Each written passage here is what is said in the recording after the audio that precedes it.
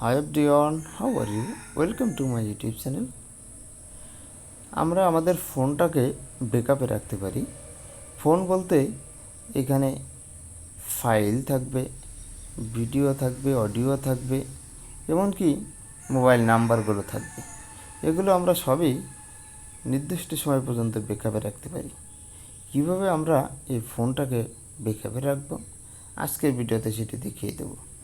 এর জন্য যে কাজটা করতে হবে, প্রথমে আপনার মোবাইলের ডিসপ্লেতে আসতে হবে। ডিসপ্লেতে আসার পরে এখানে সেটিংস নামে যে অপশানটি আছে এখানে ক্লিক করতে হবে। এখানে ক্লিক করার পরে আপনি উপরের দিকে যাবেন, সার্চ সেটিং পাবেন, এখানে ক্লিক করবেন। এখানে ক্লিক করার পরে আপনি অ্যাপস নামে অ্যাপস টাইপ করবেন এবং ক্লিক করে দেবেন।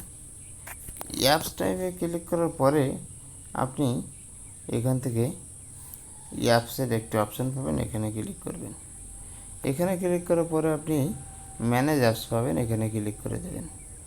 এখানে ক্লিক করলে আপনার মোবাইল থেকে অ্যাপসগুলো এখানে শো করবে। এখান থেকে যে কোল্ড ব্যাকআপ নামে যে অপশানটি আছে এই অপশানটি আপনাকে ক্লিক করতে হবে।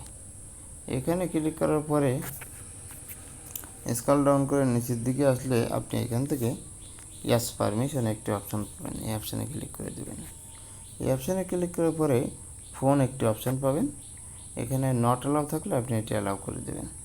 অ্যালাউ করার মাধ্যমে আপনার ফোনটাকে আপনি ব্যাকআপে রাখতে পারবেন। ফোন বলতে এখানে সমস্ত মোবাইলে আপনার যে নাম্বার থাকবে, যে ডকুমেন্টসগুলো থাকবে, সমস্ত কিছু কিন্তু ব্যাকআপ থাকবে। অ্যাপসগুলো এই কোল্ড ব্যাকআপের ভিতরে থাকবে। আশা করি ভিডিওটি কিছুটা হলে আপনাদের হেল্পফুল হবে। Thank you all. আল্লাহ হাফেজ।